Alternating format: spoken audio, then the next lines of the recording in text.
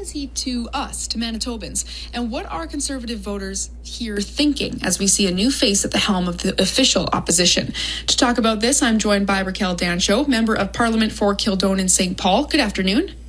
Good afternoon. Also on the line is Patrick Trudeau, the president of the University of Winnipeg's Campus Conservatives. Hello there. Hello. Raquel, I'll start with you. Did you stay up to watch the results? Oh, you bet I did, Samantha. I was until the bitter end, or the victorious end, I should say. It was a very long, I think 6.5 hours, but we were just overjoyed in my household, and I know Canadian Conservative voters across the country as well, to see Aaron O'Toole win, and it was just a night I'll never forget, or I should say a morning I'll never forget. What went through your mind as you found out he would be the new leader? Oh, just euphoria. I just so believed in his campaign. I was so inspired by him, his integrity, his work ethic, his military background really comes through. You can see he's always prepared, he's decisive, and he really is a great leader and a great collaborator, which is why you saw, out of all the Conservative leadership candidates, Aaron O'Toole had the most millennial Conservative MPs endorse him.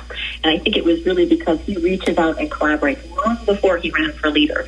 So very excited to see where those skills will take us as a party and as a country. Patrick, you voted for O'Toole. How come? Yes, the main reason why I voted for Aaron O'Toole was because I thought out of all the leaders, he had the best vision for the party. So he talked about things like balancing the budget. He talked about many other things that I thought was very important that our party should also take into consideration, like cutting red tape and simplifying taxes, all these kind of things which I thought were important. And on top of that, because he was also a veteran, a former person who was in the military, I thought he would have also a good view and a lot of things from the military experience-wise he could bring to the table in terms of policy. Raquel was mentioning there that he had a lot of millennial endorsement. Are you a millennial?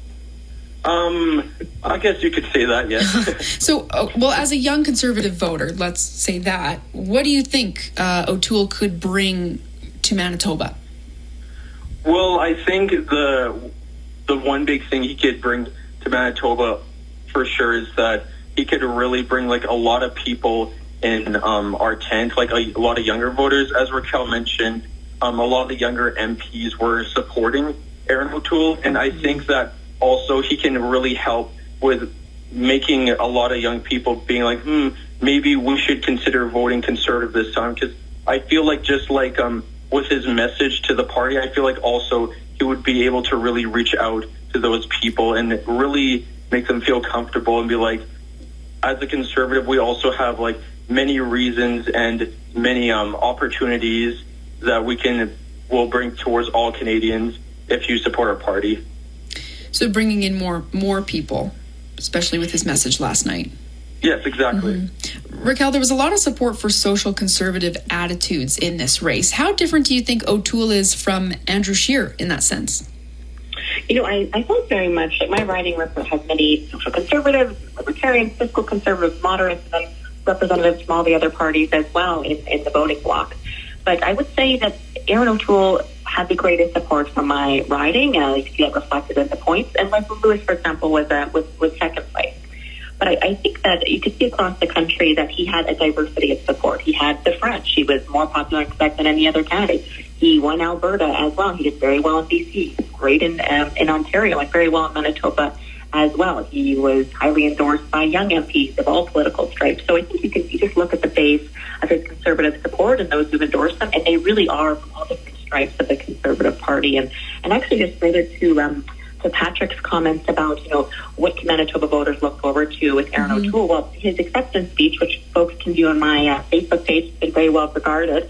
He mentioned that he's really looking to expand our base. He specifically mentioned private sector unions supporters, that he wants to reach out and have a place for them in our party. And I think that's very much reflected in his style. I see him very much as a regular guy, which is one of the reasons I endorsed him. I'm a small-town girl from Beausejour, and I really related to his style, his tone, and his message, and I think many Manitobans will as well. You mentioned you have a diversity of voters in your in your area, in your constituency. I want to listen to a snippet of O'Toole's speech last night. Here it is. Why should I be that leader? Because I believe that whether you are black, white, brown, or from any race or creed, whether you are LGBT or straight, whether you are an Indigenous Canadian or have joined the Canadian family 3 weeks ago or 3 generations ago, whether you're doing well or barely getting by, whether you worship on Fridays, Saturdays, Sundays, or not at all, you are an important part of Canada, and you have a home in the Conservative Party of Canada. Raquel, what do you think O'Toole needs to do to prove to Manitobans that he's the right choice to represent our diverse country as a whole?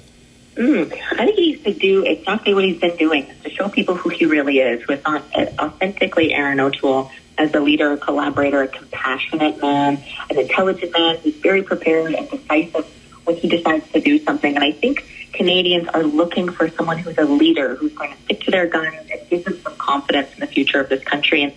And quite frankly, we've been seeing very chaotic leadership from Justin Trudeau in the unfolding scandals over the last 2 months. And Aaron represents just a polar opposite of that. He is steady. And I think that's exactly what Canadians are looking for. Patrick, how do you think O'Toole might affect the Wexit movement? So some people in the Western provinces hoping to separate from Canada as a whole. How do you think O'Toole as the new federal leader might impact that movement?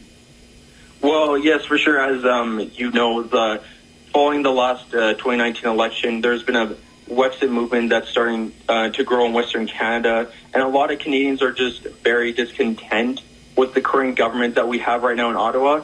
Whereas I believe under Aaron O'Toole, if he's the Prime Minister, I truly believe that he can unite all Canadians, as he just said in that speech he gave earlier. It just goes to show that the guy is really trying to show that he wants to unite all of us, no matter what your sexual orientation might be, no matter how you look or whatever. And I feel like that's what his big goal is in the end. And I feel like a lot of people in Manitoba or anywhere in Western Canada, this message can really resonate with them. And I feel like he would do a very good job with reeling them in and tell them that you guys have a place in this country and you also have an important, you are an important part of this nation and your voices should also be heard. Raquel, I don't have a lot of time left, so I'm trying to move through a lot of topics here quickly. But what do you think the success of Leslyn Lewis's campaign tells us about your party right now? You know, I think Leslyn Lewis has incredible merit.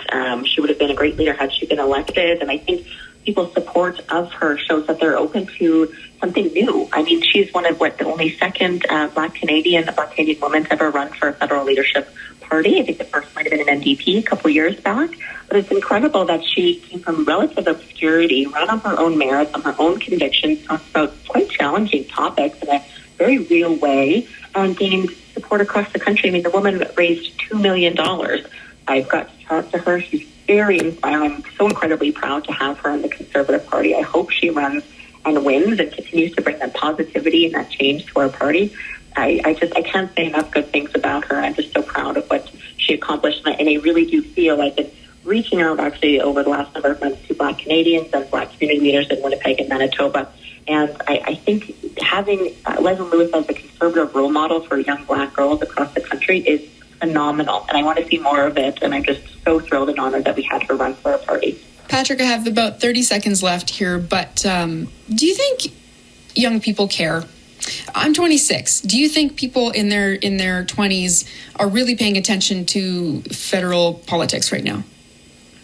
Oh, absolutely. I think obviously not all young people, and I'm well aware that a lot of people try to argue, well, when you look at the young people who come to turn out to vote, why should we really care about them? The big thing is we make up a large voting bloc, and I think a lot of those people, as you saw, like we have the U of W campus conservatives, and we have a lot of people who are actually interested in learning politics, and they actually are interested. It's just that the big key is it's reeling in those young people and trying to show that their interests or some stuff they might not know yet about politics, that we can inform them and show them that. Thank you very much. I'm so sorry I have to cut you off, but thank you so much for your time. Great job, Raquel Patrick. Dancho is the Member of Parliament for Kildonan and St. Paul, and Patrick Trudeau is the President of the University of Winnipeg's Campus Conservatives. Stay tuned. The World This Hour is coming up next.